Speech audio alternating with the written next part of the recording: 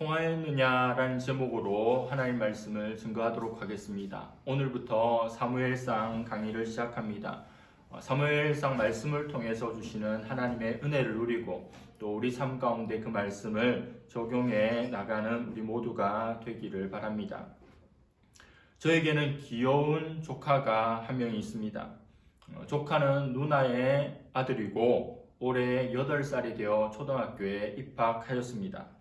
누나는 저보다 4살이나 많고 결혼은 저보다 5년이나 빨리 하였지만 저희 누나가 빨리 했는데 저희 첫째가 19살인 것을 고려하여서 산술적으로 계산해 보면 20대 중반의 아이가 있어야 맞습니다.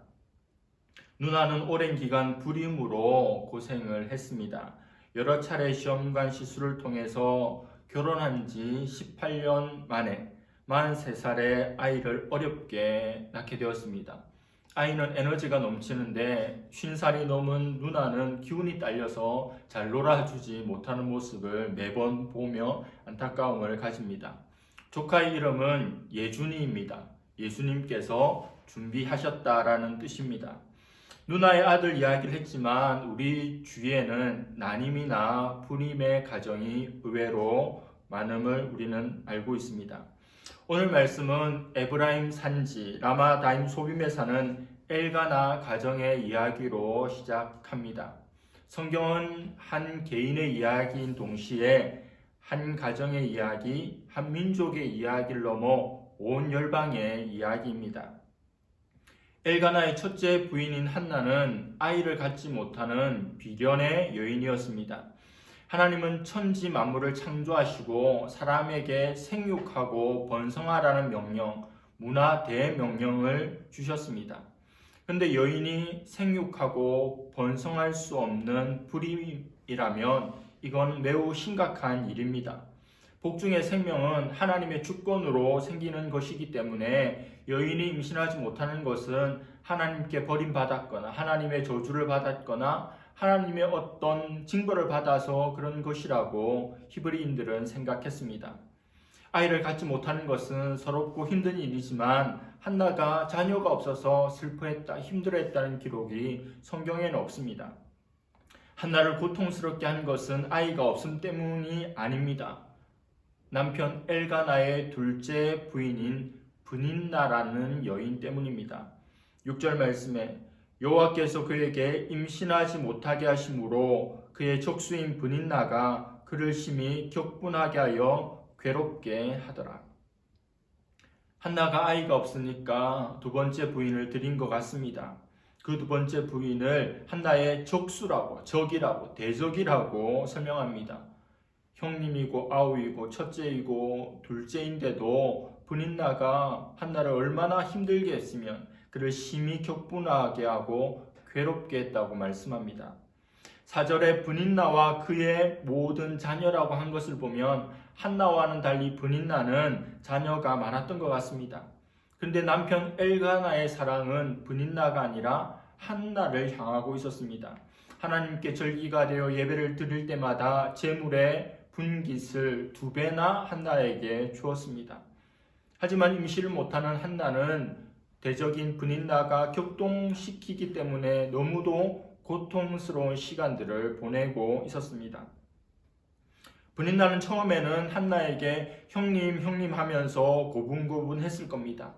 그런데 시간이 지나감에 따라 자신은 아들과 딸을 순풍순풍 잘 낳는데 반해 한나는 여전히 자녀가 없으니 교만한 마음이 들기 시작했고 마침내 무시하게 되었고 어느 순간부터는 대놓고 한나를 괴롭히는 지경에 이르렀을 겁니다. 울고 싶은 사람 뺨을 때리는 격이죠. 그렇지 않아도 힘든데 브닌나가 그렇게 한나를 격분시키니까 말입니다. 브닌나는 자녀를 낳으면 한나를 향했던 남편 엘가나의 사랑이 자기에게로 올 줄 알았지만 자신이 엘가나의 사랑을 독차지할 줄로 알았지만 남편의 사랑은 여전히 한나에게 향하는 것을 보고 더욱더 화가 치밀어 올라서 한나를 더욱더 괴롭혔을 겁니다. 한나는 경건한 남편 엘가나의 사랑을 받았지만 하나님께서는 그녀가 임신하지 못하게 하셨습니다. 오늘 본문 속에는 여호와께서 임신하지 못하게 하셨다는 말씀이 2번이나 나옵니다. 한 번도 아닌 2번이나 나올 정도로 반복해서 나오는 것은 굉장히 중요한 의미가 있는 것입니다. 한나가 임신을 못하는 것은 하나님께서 그녀의 태문을 막으신 겁니다. 하나님께서 막으셨으니 하나님만이 여실 수 있죠. 하나님이 뜻이 있으셔서 한나가 아이를 갖지 못하도록 하신 것입니다. 내가 할 수 있는 일, 한나가 할 수 있는 일은 아무것도 없습니다. 하나님이 막으시면 어떤 누구도 할 수 없는 거죠. 성경에 보면 아브라함의 아내였던 사라도, 이삭의 아내였던 리브가도 불임이었지만 하나님께서 하나님의 역사를 그녀들을 통해서 이루어 가시고 이스라엘 역사를 이끌어 가셨습니다. 우리도 살아가면서 애쓰고 힘쓰는데 참 어떤 일이 안 될 때가 있습니다.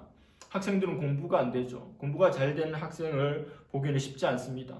나름대로 한다고 하지만 다 공부가 안 돼요. 시험 치고 나면 망쳤다는 게 대부분입니다. 보통 때 공부가 안 되고 시험을 망쳤다면 그게 그 학생의 그냥 보통의 실력인데 언제나 공부가 안 되고 언제나 시험을 망쳤다고 하는 친구들이 많습니다. 직장일도 마찬가지입니다. 안 될 때가 있습니다. 사업도 안 되고 인간관계도 안 되고 건강까지 무너져서 하는 모든 일이 참 안 되고 많은 일들이 꼬여버렸다. 그런 생각이 들 때가 있습니다. 하나님께서 막으시면 때때로 그런 경우들이 있습니다. 이럴 때는 오직 하나님께 맡겨야 합니다. 하나님이 닫으셨으니 하나님만이 여실 수 있습니다. 왜 이런 일이 일어났는지 자기 자신을 돌아보면서 하나님께서 해결해 주시기를, 뚫어 주시기를 바라며 기도하며 나아가야 합니다. 한나는 이 문제 앞에서 어떻게 처신합니까? 어떻게 이 문제를 해결하고자 합니까? 자신을 괴롭히는 적수 브닌나와 맞짱을 뜹니까? 그녀를 없애버리기 위한 노력을 합니까? 아니면 남편 엘가나에게 날마다 나로 임신하게 해달라고 자식을 낳게 해달라고 성화를 부립니까? 그렇지 않습니다. 그녀는 자신의 고통을 가지고 하나님께로 뚜벅뚜벅 나아갑니다. 한나가 마음이 괴로워서 통곡의 기도를 드립니다. 견딜 수 없는 아픔 때문에 하나님 앞에 나아가서 하나님께 승부를 겁니다. 10절 말씀에 한나가 마음이 괴로워서 여호와께 기도하고 통곡하며, 얼마나 힘들었으면 하나님 앞에 정말 통곡하면서 기도를 드립니다. 제가 유튜브 채널로 설교를 듣는 몇몇 목사님들이 계신데 한 분 목사님의 설교를 듣는데 밑에 댓글에 이런 글이 남겨져 있었습니다. 저를 위해 기도해 주세요. 살고 싶어요. 너무 힘든 사람이겠죠. 그랬더니 밑에 그 사람을 위로하는 댓글이 많이 달렸습니다. 기도하겠습니다. 또 목사님 말씀을 계속 들으세요. 계속 그녀를 위로하는 그런 것들이 많이 붙었습니다. 죽을 지경, 너무 힘들고 돌파구가 없는 영혼의 갈급함 속에서 힘들어하고 있는 사람들이 우리 주위에는 많다는 거죠. 한나는 말할 수 없는 고통의 문제를 어디로 가져가야 할지를 정확하게 알고 있었습니다. 한나는 하나님 앞에서 기도하고 통곡하고 눈물을 흘립니다. 이것은 너무도 아름다운 일입니다. 우리는 하나님 앞에서 울어야 합니다. 아무리 울고 싶어도 울어야 될 자리가 따로 있습니다. 세상으로 나아가서 세상 사람들 앞에서 세상에서의 사람을 바라보며 울면 안 됩니다. 그러면 하소연에 그치는 것이고 그냥 우는 행위로 그치는 거죠. 우리의 눈물을 병에 담아서 기억하시는 하나님께 나아가서 울어야 한다는 겁니다. 하나님 기도하면서 하나님께 나아가 소원합니다. 소원은 무엇인고 하니 하나님께 약속하는 겁니다. 소원 기도를 함부로 하지 말라고 하죠. 하나님과 약속하면 그것은 무슨 일이 있어도 반드시 지켜야 하기 때문에 그렇습니다. 보통 우리 자녀를 위해서 목회자로 드리겠습니다. 선교사로 드리겠습니다.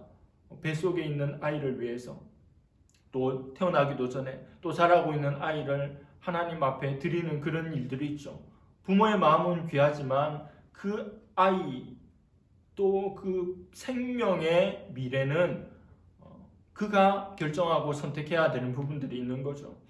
성경에 한나가 소원하였다고 우리도 쉽게 소원해서는 안 됩니다. 반드시 지켜야 합니다. 뭐라고 소원합니까? 11절입니다. 소원하여 이르되 만군의 여호와여 만일 주의 여종의 고통을 돌보시고 나를 기억하사 주의 여종을 잊지 아니하시고 주의 여종에게 아들을 주시면 내가 그의 평생의 그를 여호와께 드리고 삭도를 그의 머리에 대지 아니하겠나이다. 한나는 괴로움과 환난을 통해서 인내를 배우고 연단을 받아서 소망을 가지게 되었습니다. 처음에는 육적인 자녀, 육적인 아들을 원했습니다. 그러나 그 기도는 금세 영적인 자녀, 영적인 후사를 구하는 기도로 바뀌었습니다. 하나는 그토록 아들을 원했는데 그 아들을 하나님께서 주시면 하나님께 드리겠다고 기도하고 있습니다. 너무 괴로우니까 이 괴로움을 풀어주시면 하나님께 드리겠다는 고백이 나오고 있는 것입니다. 이것이 바로 심정이 통한 기도입니다. 한나는 아들 하나만 있으면 그녀의 모든 문제는 해결됩니다. 대적인 분인나가 그를 격동시킬 일도 없고 하나님께 저주를 받았다, 벌을 받았다라고 하는 세상 사람들의 손가락질도 받을 이유도 없고 또 아들이 없는 적적함도 이제 사라지고 지금도 충만한 남편 엘가나의 사랑은 더욱더 많아지게 될 겁니다. 그냥 아들 한 명만 있으면 하나님께서 그 아들을 한 명을 대문을 여셔서 허락하시면 다 끝나버리는 겁니다. 그래서 아들을 달라고 기도하는 거죠. 충분히 이해가 됩니다. 그런데 한나의 기도는 아들을 주시면 그것을 도로 하나님께 내어 놓겠습니다라고 기도합니다. 잘 이해가 되지 않는 상황이죠. 아들 때문에 기도하고 있는데 아들 주시면 다시 하나님께 드리겠다. 1 빼기 1은 0이 되는 것 아닙니까? 그것도 나실인 하나님께 드린 구별된 존재, 머리를 깎지 아니하고 하나님을 위해 살아가야 하는 존재가 되게 하겠다는, 오늘날의 성도들이 우리 아들 주시면 목회자로 소원하겠습니다, 선교사로 드리겠습니다 라고 하는 그런 것이 바로 한나의 소원으로부터 나온 것입니다. 결국 다시 내놓을 아들이라면, 나의 품을 떠나갈 아들이라면 그렇게 처절하게 왜 기도하면서 한나는 구했던 걸까요? 여기에 비밀이 있습니다. 한나는 하나님 앞에 나아가 자신의 전 존재를 걸고 통곡하며 기도하다가 하나님과 심정이 통하는 경험을 하게 됩니다. 마치 굴을 양쪽에서 파고 들어가다가 어느 한 시점에서 만나게 될 때 뻥 하고 뚫리는 것처럼 하나님과 한나의 심정이 통하게 되었다는 겁니다. 심정이 통했다는 말은 한나가 기도하면서 하나님의 마음을 알게 되었고 또 하나님도 한나의 마음을 알게 되었다는 겁니다. 한나야, 너도 너를 지지해 줄 자식이 없으니까 인생에 아무런 의미가 없고 기가 막히지. 내가 바로 그래. 아니 하나님, 그게 무슨 말씀이십니까? 한나야, 내 심정이 너의 심정과 똑같다. 온 천지를 아무리 둘러보아도 아무리 찾아보아도 내 마음을 옳게 전달할 말씀의 사람이 한 명도 없구나. 한나가 기도하다가 하나님의 심정을 깨닫게 된 것입니다. 사무엘상의 배경이 되었던 사사시대의 특징이 무엇인 줄 아십니까? 하나님의 말씀이 희귀하던 때였습니다. 하나님의 말씀이 귀하던 때, 하나님께서 잘 말씀하지 않은 때였습니다.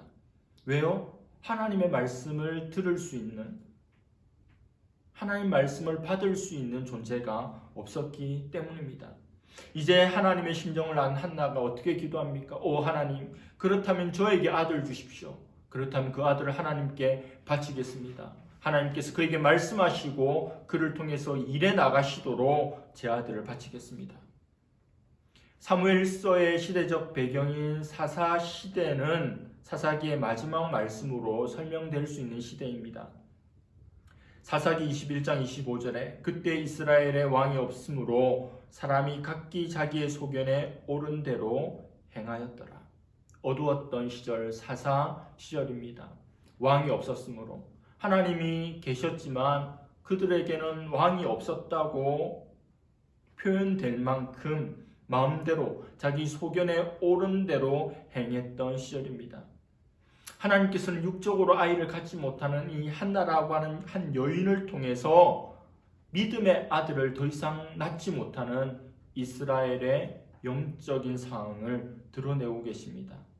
이스라엘 백성은 하나님께 주시는 적과 꿀이 흐르는 가나안 땅에 들어왔지만 거룩하게 살아가며 하나님의 뜻대로 살아갈 하나님의 자녀들, 하나님의 후손들을 더 이상 낳을 수 없는 불임녀의 상황이었던 겁니다. 한나가 기도하는 것을 지켜보던 엘리 제사장은 한나가 입술은 움직이는데 기도할 때 소리가 나지 않는 것을 보고 그녀가 술에 취한 것으로 오해했습니다. 제사장이 자신이 돌봐야 될 그 백성들의 영적인 상황을 헤아리지 못하고 있는 거죠. 대화를 통해서 한나가 원통함을 가지고 하나님 앞에 나와 기도한다는 것을 알게 되었고 미안한 마음까지 합하여져서 제사장으로서 그녀를 축복하고 돌려보냅니다. 17절에 엘리가 대답하여 이르되 평안히 가라. 이스라엘의 하나님이 내가 기도하여 구한 것을 허락하시기를 원하노라 하니. 하나님은 복의 근원이십니다. 하나님 우리에게 복 주기를 원합니다. 근데 하나님의 복의 통로들이 있습니다. 어떤 이들을 통해서 복을 주십니다. 처음에는 믿음의 조상 아브라함이 열국의 아비가 되어서 그를 통해서 복을 주시기를 원했고, 또 모세 시절 때는 제사장이 축복을 통해서 백성들에게 복을 주기를 원했고, 오늘날에는 목사님들이 축복 기도를 통해서 성도들에게 복을 주기를 원했고, 또 가정에서는 영적인 또 육적인 아비가 그 가족들을 축복하기를 원하는데 엘리 제사장이 눈이 어두워졌고 하나님과 잘 소통하지 못하는 존재라 할지라도 여전히 하나님의 종인지라 그는 하나님의 이름으로 한나를 축복하고 있습니다. 엘리가 얼마나 영적으로 눈이 멀었는지, 엘리의 두 아들 홈리와 비느하스가 앞으로도 살펴보겠지만 얼마나 패역한 그런 악한 제사장인지 잘 알고 있음에도 불구하고 한나는 그 말씀을 그대로 받습니다. 개떡같이 말해도 찰떡같이 알아듣는다는 말처럼 신뢰하지 못할 제사장이고 믿지 못할 존재이고 또 많은 사람들에게 욕을 먹는 존재라 할지라도 제사장이 입을 열어서 하나님의 이름으로 자신의 기도에 응답해 주리라고 하는 축복을 할 때 그것을 냉큼 그대로 받는 모습을 보여줍니다. 18절입니다. 이러되 당신의 여종이 당신께 은혜 입기를 원하나이다 하고 가서 먹고 얼굴에 다시는 근심빛이 없더라. 이것이 성도의 기도의 메커니즘입니다. 고통과 눈물과 슬픔과 괴로움을 가지고 기도하러 나오죠. 저도 대학 시절에 새벽 기도를 다녔던 그런 청년입니다. 신학을 전공하지 않았던 대학생이었지만 새벽에 일어나서 막 기도했어요. 그 당시 한국에 서울 삼일교회 전병훈 목사가 일으킨 새벽 기도 운동이 막 있었기에 청년들이 새벽 기도를 많이들 했습니다. 그런데 너무 힘들고 어려울 때는 새벽이 나를 깨우는 것이 아니라 다윗의 고백처럼 내가 새벽을 깨웠습니다. 빨리 교회 가야 되는데 힘들고 어렵고 문제가 있고 앞날이 불확실하고 두려울 때 새벽 기도에 가기 전에는 굉장히 무거운 마음으로 가서 기도합니다. 근데 기도를 마치고 돌아올 때 기도하는 동안에는 하나님과 교제하는 것이기 때문에 또 기도 응답에 대한 확신도 있고 돌아올 때는 마음이 편해지고 평안해집니다. 문제가 해결되었습니까? 그렇지 않습니다. 여전히 똑같아요. 그러나 기도하러 가기 전과 후는 완전히 다른 겁니다. 한나가 그렇죠. 통곡하고 기도하였고 엘리 제사장이 하나님께서 네가 기도한 것을 허락해 주시기를 원한다라는 축복의 말씀을 듣고 돌아가서 얼굴에 다시 걱정이 없었대요. 근심이 없었대요. 왜요? 그 말씀대로 이루어질지를 믿었기 때문입니다. 하나님 앞에 기도할 때 그런 마음으로 기도하는 거죠. 하나님 앞에 기도하고 나서는 우리 마음 가운데 평안이 있어야 됩니다. 돌아가서 먹고 즐거워함으로 지냈습니다. 분인나가 사라졌습니까? 아이가 갑자기 생겼습니까? 아닙니다. 여전히 똑같은 상황이죠. 그러나 자기가 기도한 대로 응답되리라고 하는 제사장의 그 축복을 붙들고 그녀의 슬픔이 온데간데 없이 사라졌다는 겁니다. 기독교의 4대 성인 가운데 한 명인 성 어거스틴은 그 어머니 모니카로도 유명합니다. 어거스틴이 너무도 방탕하고 죄악의 구렁텅이에서 빠져나오지 못하는 삶을 살아갈 때 그녀의 어머니 모니카가 그토록 많이 통곡하며 기도를 했습니다. 아들의 변화를 위해서 밤을 새며 그 쾌락으로부터 벗어나고 죄로부터 벗어나기를 기도하기가 10년이 넘었습니다. 그럼에도 불구하고 아들이 변화가 없어요. 그녀는 존경하는 암브로스 주교를 찾아갔습니다. 그녀가 흐느끼면서 우리 아들을 어떻게 하면 돌이킬 수 있을까요? 어떻게 하면 아들이 변화될까요? 이렇게 질문하자 주교가 이런 이야기를 하였습니다. 너무 염려하지 마십시오. 낙심하지 마십시오. 눈물로 기도하는 어머니가 있는 아들은 결단코 망하지 않을 것입니다. 눈물로 기도하는 어머니가 있는 자녀는 결코 망하지 않을 겁니다. 제가 어떤 책에서 보니 정말로 축복하면서 암브로스 주교가 이야기해 준 게 아니라 모니카가 늘 와서 귀찮게 하고 괴롭게 하고 이렇게 막 조르고 하니까 기도하는 어머니 밑에 있는 자녀는 망하지 않습니다. 그냥 의례 그렇게 이야기한 것을 정말 찰떡같이 어거스틴의 어머니가 알아듣고 돌아갔다라고 하는 그런 기록도 보았습니다. 모니카의 고통은 사라졌습니다. 암브로스 주교의 이야기를 그대로 믿은 거죠. 내가 눈물로 기도하였기 때문에 우리 아들 어거스틴은 결코 망할 수 없다. 하나님 모니카의 기도를 외면하지 않으셨고 어거스틴을 돌이키셨습니다. 기독교사의 길이 남을 신학자요 성자가 되었습니다. 이후에 살펴보겠지만 한나가 낳을 아들은 유명한 사무엘입니다.